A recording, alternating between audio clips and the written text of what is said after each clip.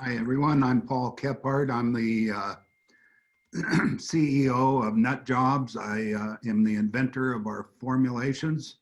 Our mission is to develop these formulations and products to replace single-use plastics and polystyrene.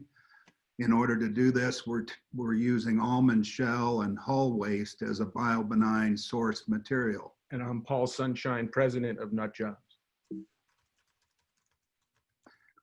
We have an outstanding team of advisors in the business sector, influencers, and also globally recognized leader in sustainability. We're taking on this global plastic plague. It's pernicious. It's in our everyday lives. 40% of plastic is single-use packaging. 91% of plastic is not recycled, and millions of tons of these microplastics are found in the oceans. In order to do this, we've identified the almond shell and hull, a secondary ag waste. There's approximately 6 billion pounds of this material that's generated in California and throughout the world per year. It's inexpensive. 60% of our formulas consist of this inexpensive ag waste. The formulations I have developed are trademarked. One is Almalose. Think soft, pliable, expansive, end use for wine shipping, coffee cups, cutlery, cooler packs, underlayment for carpets. It's cork-like. Almonica is very rigid and hard. Carbonized almond shell is extremely hard and durable. Think auto body parts, furniture, building materials, and also any kind of blow molded art or innovations around home decor. So from an environmental standpoint, Nutjobs is in the upper right-hand quadrant of this schema here, and that we are bio-based and biodegradable and derived from a secondary agricultural waste product. So we have a very clean, sustainable profile. And from an economic standpoint, our products integrate into current manufacturing. They're less expensive to produce, and they have higher margins associated with them compared to the other bioplastics in our market. From an intellectual property standpoint, we have received a very favorable report from our patent attorneys, and we have filed a provisional patent application covering all of our product formulations and end-use products. And we have a suite of trademarks covering our corporate identity and our end-use products. Our business model is a B2B business model. We sell two types of products to businesses. One is end-use products. What you see here pictured is our Alma pot and our Alma tray. And then on the bottom, you see pellet, on the top would be our own branded end-use products that we will sell. And then on the bottom, we will also be producing pellets and resins, which would become a component for other manufacturers to make their third-party end-use products. I got into this because I'm part of a landscape industry. Our nursery alone produced 5 million units of single-use plastic that was thrown away for one project in California. And this innovation, now the container becomes a nutrient source. There's mycorrhizal fungi, as well as nutrients in the plastic pots that were once thrown away or replaced by a food source that is planted directly into the soil. Our first customer is Rana Nursery. We're going to organically grow this part of our business. We're also landscape architects, so we can inform specifications for our major clients, some of which are Microsoft, Facebook, Google, the Presidio, and locally here in California, many large-scale projects. The polystyrene alternative, the ALMAPAK,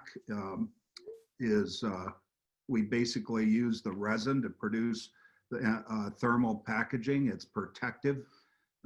The perfect packaging in nature is the nutshell. It protects the embryo from damage and as well as thermally protects it. And this global polystyrene market that we're taking on is projected at 33 billion. We already have a major partner in the wine industry, and also the largest fishing fleet in the world that's interested in having us develop packaging for their products. So from a market standpoint, the market for bioplastic polymers was 6 billion in 2018, and that's projected to grow to 20 billion in 2026 with an annual growth rate of 16%. Our initial efforts are going to be focused on PHB, PHA, and PLA, which are expected to have even higher growth rates than that and really drive this category. And just from a price standpoint, just to give you a sense, PHA and PHB are currently selling in the market for about 2,500 a ton or above. We intend to sell our product at about $1,000 a ton in composite with PHA and PHB. So we are really going to be able to, we are going to be able to compete very effectively on price. We are projecting a 5-year revenue of 125 million. And that breaks down 80% we are projecting to come from our pellets and resins business, and 20% would come from our own branded line of products. Our timeline in this fourth quarter of 2020, we are going to be filing our full PCT and patent applications, and we have engaged the Warner Babcock Institute for Green Chemistry as our product development partner, and they are underway right now developing our finished prototypes, which should be ready by the first quarter of 2021. And we hope to launch our full line of products by 2022. We have raised to date $700,000. We are looking to raise an additional 1.5 million at a pre-money valuation of 8 million with a convertible note structure, and the use of proceeds that you see there coincide with the timeline that I showed you. Well, thank you for your time. And in summary, we have innovative product applications, hundreds and hundreds of applications. We're biobenign and compostable, safe and clean for the environment. This is derived from a secondary ag waste, so no unintended consequences. We have an experienced management team. It's scalable B2B business model, strong IP portfolio out of the gate, ongoing R&D partnership, early stage funding already, and first customer secured. We're also co-locating with the almond growers in an opportunity zone. Here's how you can contact us, and we're anxious to answer any questions you might have. Thank you very much. Paul, there's a couple questions in the chat box. Several questions. So one question is from Andrew Greenwell.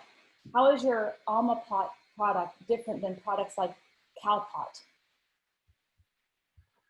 They're actually a nutrient source, and they're rigid. The cow pots can't be shipped very well. They break down.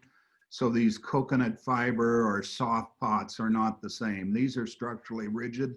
So they're great for the nursery industry. They can be stacked, they can be delivered, thrown on and off trucks, and they're protective. Okay, and John Sam is asking, where are you planning on manufacturing the products, and how many plants? So we plan to manufacture the products at a almond shelling and hulling facility where the shell waste is generated. The idea behind that is that we want to eliminate the cost and environmental damage associated with trucking. So we are in conversation now with one almond grower and 2 huller and shellers to potentially build a plant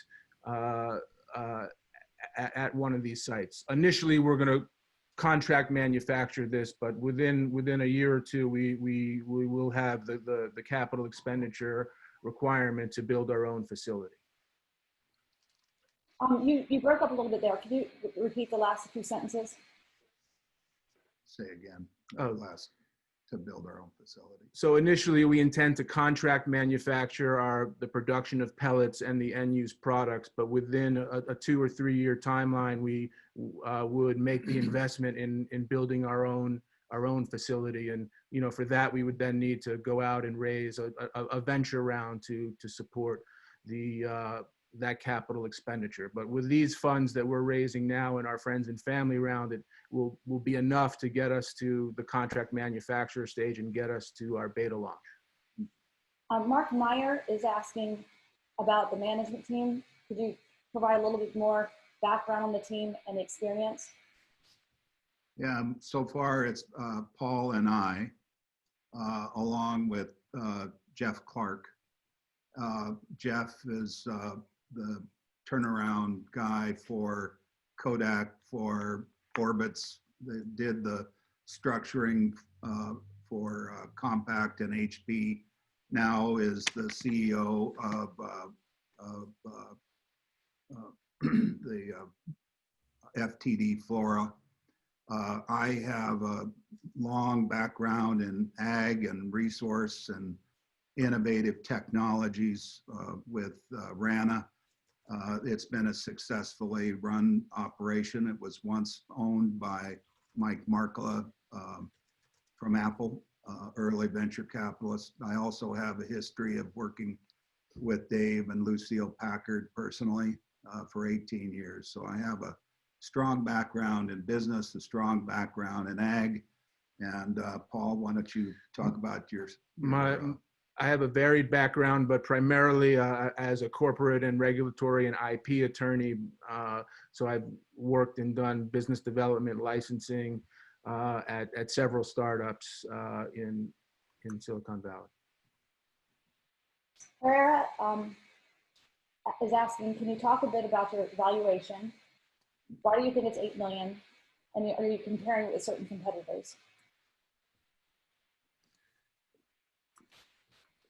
The seed round valuation, just to back up a little bit, we did, of the 700,000 that we've raised, 200,000 was raised in the seed round at a valuation of 1.7. 500,000 has been raised so far to date in the friends and family round at the valuation of 8.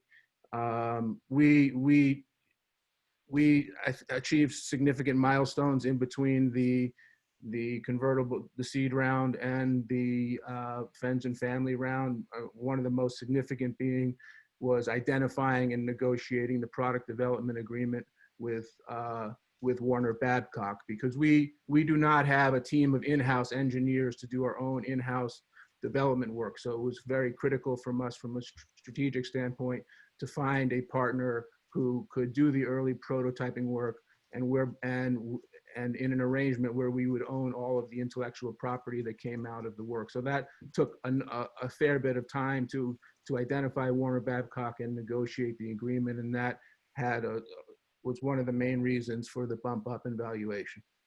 You have a lot of questions here, so I'm going to try to get through all of them. So maybe you could make your answers short. Okay, sorry. Because we've got a lot of questions. Can you talk regarding biodegradability? Must your biopolymers be composed in industrial composters to degrade? No, they're infused with mycorrhizal fungi, which will also help the degradation process. There's some proprietary binders that I've included that slow that process so that we can gauge how rapidly they biodegrade, and they could be compostable based on sugar, starch, and corn. Talk about the economies of scale of your technology. That's an easy one. Well, we've already identified enough material that we could scale.